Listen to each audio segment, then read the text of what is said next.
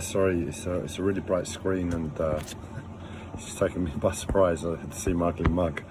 That's better.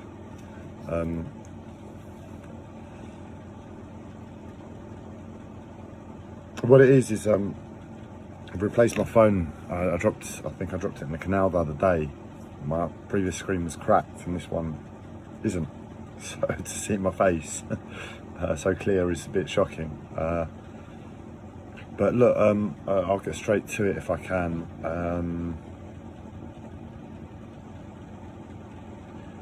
Essentially, I'm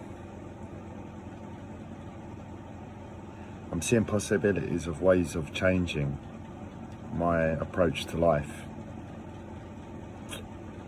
that may or may not help me,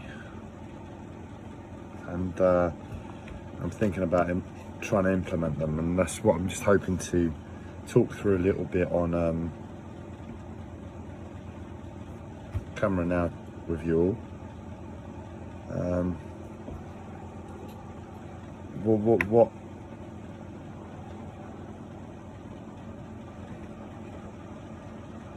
What I'm contemplating is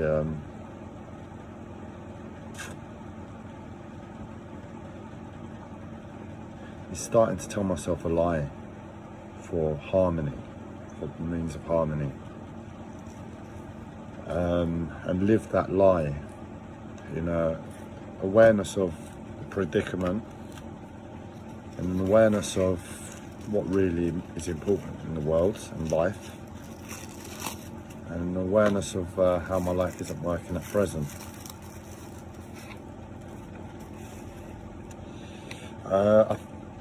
I'm going to talk the way my mental health allows, and it's a case of it doesn't give me any awareness or perception about what I want to say. It's like I keep walking head first into a wall of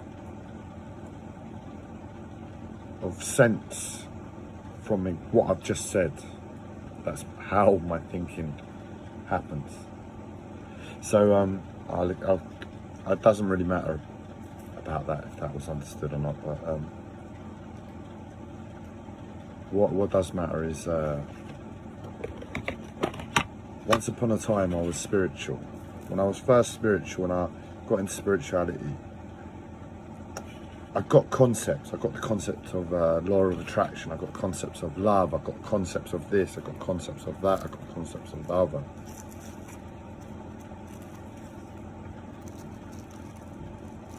And I was still autistic at the time, very socially withdrawn, very scared socially. And I began to implement a mentality to life from the teachings I was learning on a spiritual level.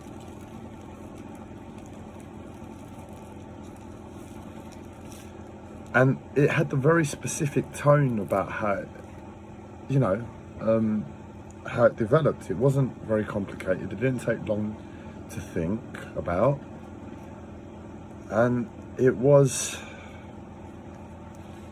something that was simplistic to live.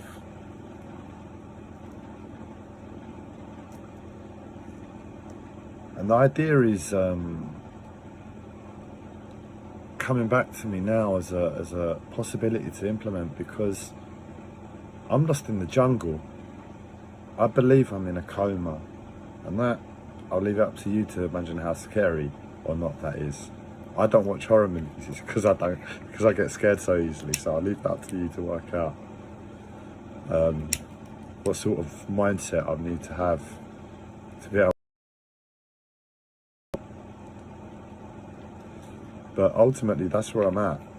And ultimately, things are really serious as a result. You could joke about it, think, oh, he's got psychosis, but no, this is serious, man. I don't care if it's psychosis or not, I have to take it seriously. So I could be in a coma, and that's what I believe. And I'm lost, and reality is like just being ripped apart at every place. It's like I'm imagining like the sands of time being torn and shredded and ripped apart. The energetic strings that hold the cosmos together are almost like, again, just like disappearing. But that's where we are, you know. It's like 2012 in reality, because it was put on delay, it was put on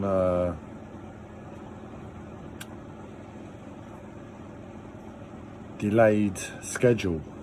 That's my understanding, and it's 2020. If you look, and if you're into numerology, I won't tell you where to look, but I get scared about numerology and astrology. This is why I don't really check about astrology anymore. But I get scared about numerology too. And the numerology, if you look in the right places at the moment, it's just like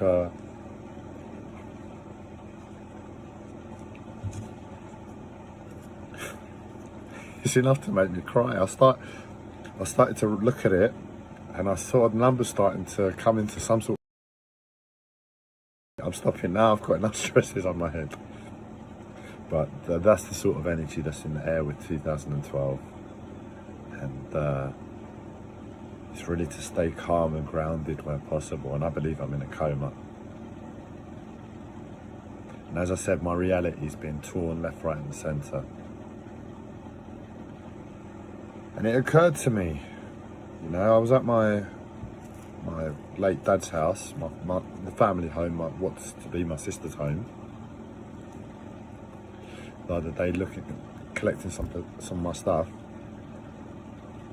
And there's one thing I can't find. It's a letter from my mum. She wrote me, and she said, at the right time, read it, or something like that. And I know where I put it, but it's not there. It's really affecting me. But I think I read it once upon a time, or just a little bit.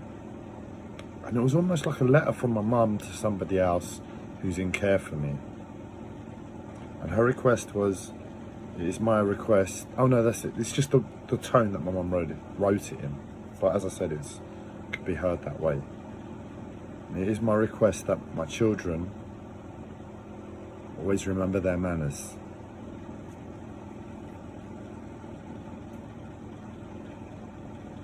And I want to say, I haven't, not really. I mean, I've reacted and I've given, and there was one time in Sainsbury's when I was really angry for no reason, and I snapped at a guy. But other than that, I've always been polite. Behind my mental health disorder, behind the stress of my life, behind the psychosis in terms of interactions I have on a daily basis, it's not to be seen. I can go through long periods of having the utmost intention for politeness in the right circumstance. Pardon myself, but because I'm so stressed, because I'm so like on edge, if I'm spoken to, I can't be like, yes sir, many thanks sir. My mindset is like, yes, okay, or I'm sorry, I've got to go.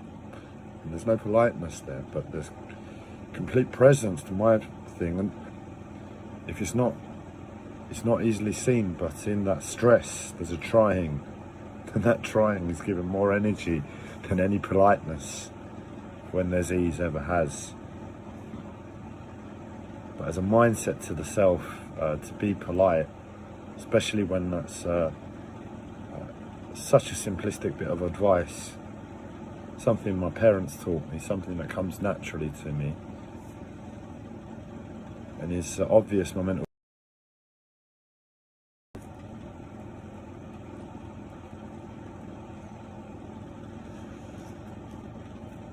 And well, I've got to the point where I've lost connection to humanity, like at least through my interaction here with strangers every day. I say every day, every so often in London with a mental health disorder. I'm largely alone to the world, no friends, no family, not in terms of real relationships.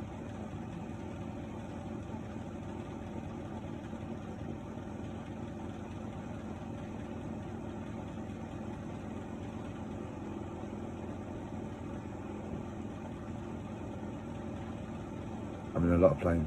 I'm really sorry to take such time out, but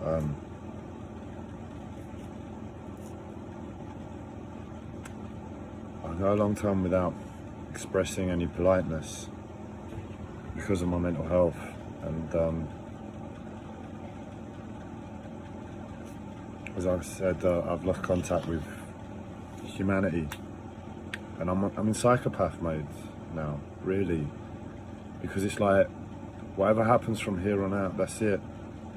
I think the only way to get humanity back is if I move country or something, move to Kenya, like I had a vision of once upon a time. I feel a different type of people, you know, different type of land, different type of energy, different type of environment. So I don't know how to yeah. Psychopath in the sense that the connection that binds me to us all in terms of a social understanding is present. You know, I know how to be appropriate. But that bond that connected us as a species, as a collective species, has sort of been severed. And if I'm honest, I'm in limbo state, you know. It's like I'm just open to whatever. I interact with everybody on a programming of what I know is appropriate and what's appropriate to my life and to my past, but with no hope for the future.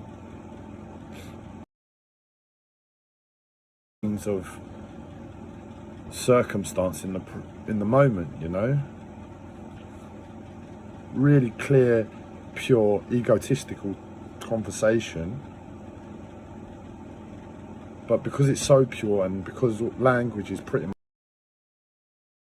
egoless as ego within language can get, so you kind of have the authority to write it off as egolessness, if you really want to look at it.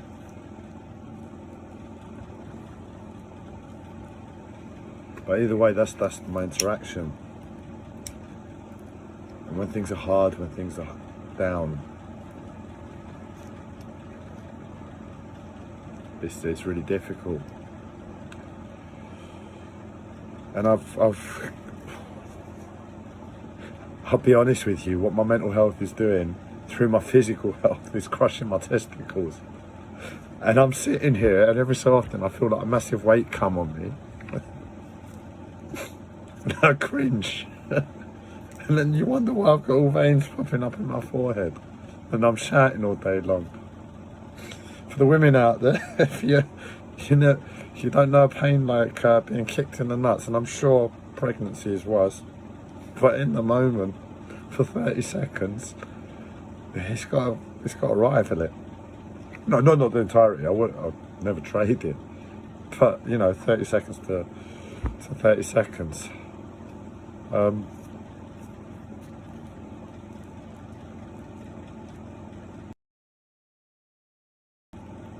So that's where I am, and I thought what my mum requested of me, and you know, in simplicity, my thinking is, I hate my family, I hate my mum, I hate my dad. I've got more anger towards my dad, and I haven't aimed it at my mum. Amounts. What one did, the other was consenting to. So for that reason, I hate my family. For that reason, you know, the torture I've been through my mental health, which is instigated by them in my eyes, is non-forgivable. But they raised me, and I know they did it out of love, even if it was a mistake, for whatever reason. And I know the love they gave, and for that reason, I respect it. The love has a value of itself, even if they went fucking crazily insane in the experience I've taken through my mental health. But I can't take away the love, and they deserve respect there. And my mum's one request is that I keep my manners. Fine, you know, I'm lost in the world. I'm a psychopath, so I can choose a thing, anything, any way to behave. So keeping what I know of life in mind, sincerity, honour, spirituality, the things that are good in the world, and knowing that politeness is a good thing, and knowing the road, if I don't take something positive, where that could lead given my circumstance, being that I'm on the point of becoming a psychopath, I might as well become a friendly psychopath, like Casper the Friendly Ghost. That's my thinking. And tell myself a lie, you know, because I could tell, like my uncle, I could tell he had the chip on his shoulder with life and with the world. That's the attitude I got. But he would talk to me about the love he had for the world. He would talk to me about all of these things, and both were present and obvious in him. And he'd talk about how he could walk down the street and, you know, just in his own head,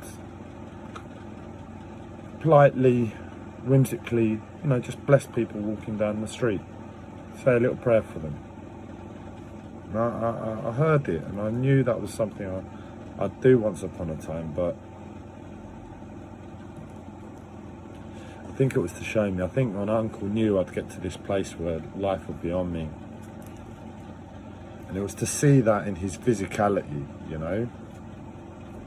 And seeing it in him, it was to hear from him the ability he could raise himself to love. Whatever reason it was that put him there.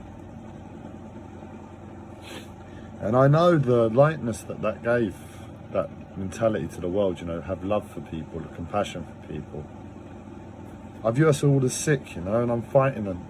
Not fighting, but in my psychosis and you all are fighting me. And I'm like, but what are you fighting me for? We're all losing together. And it's that attitude to take that, just fuck it, man. Love is all that matters. I don't think I could take that attitude anymore, that I'm going to be like this to get through to you.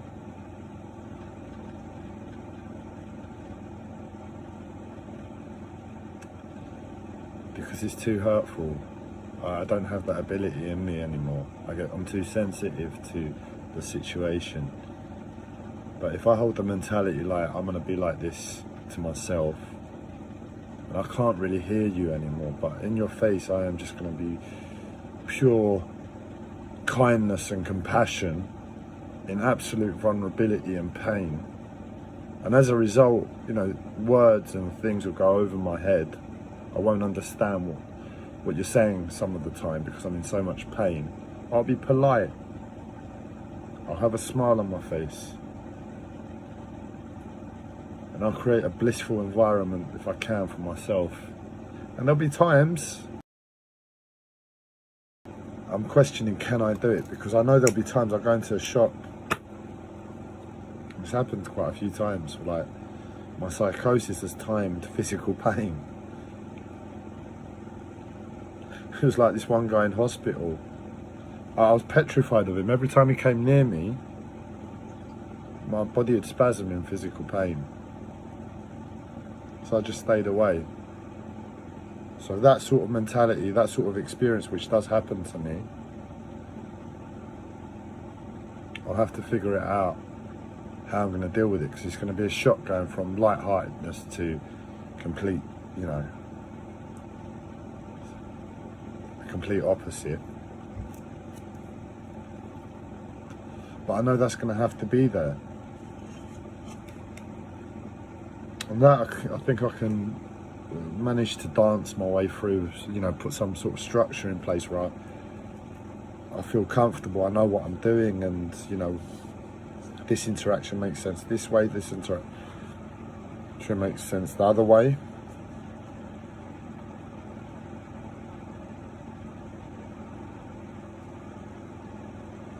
The other thing is I don't think I can. I mean, the politeness I can actually proactively try, but the rest of what I said, I don't think I can. There could be, unbridled compassion in somebody's face, even if they're being malicious to me. I don't think I can do it anymore, because my uncle, through his teachings, has taught me to be absolutely shit scared, petrified of the future. Given that this is my present, and given that it's been like this for the last few years, it doesn't set a good trajectory for the future. So I'm shit scared. And I know if I do anything too radical or drastic, out of line, out of character, I could turn around in 10 years, 20 years, 30 years and think, fuck, what did I do, man? I've just been this fucking idiot for the last 30 years. I disappeared 30 years ago. I can't imagine the regret, the feeling that I've just wasted the last 30 years of my life on living a psychotic story.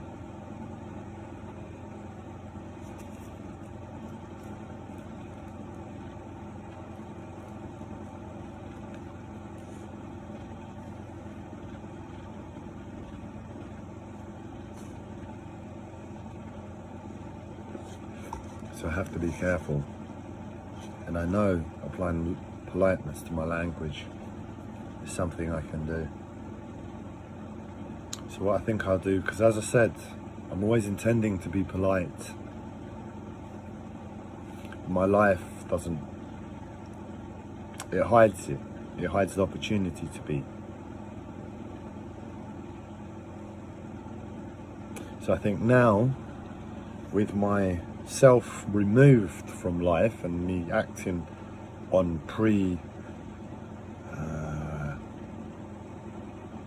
pre-programmed teachings and learnings,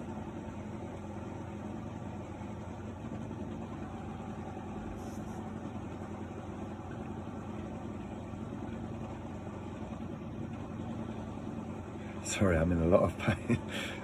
Pre-teachings of learning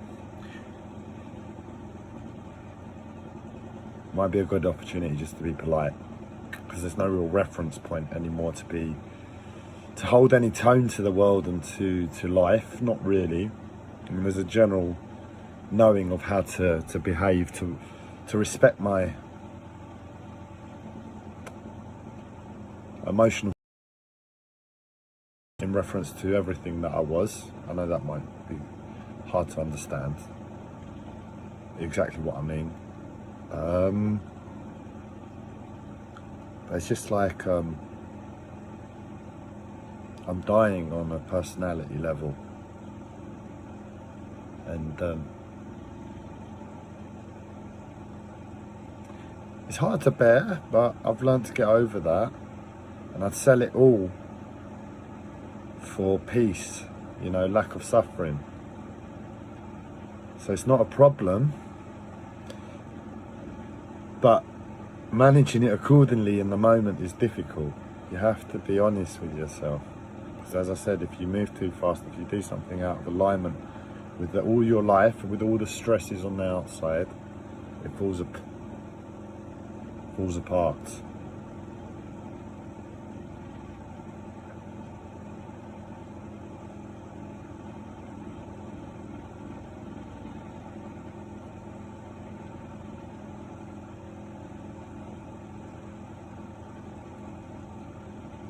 So I'm going to leave it there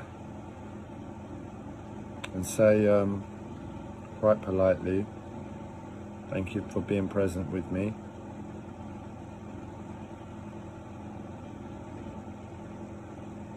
Have a lovely week. Take care. Goodbye.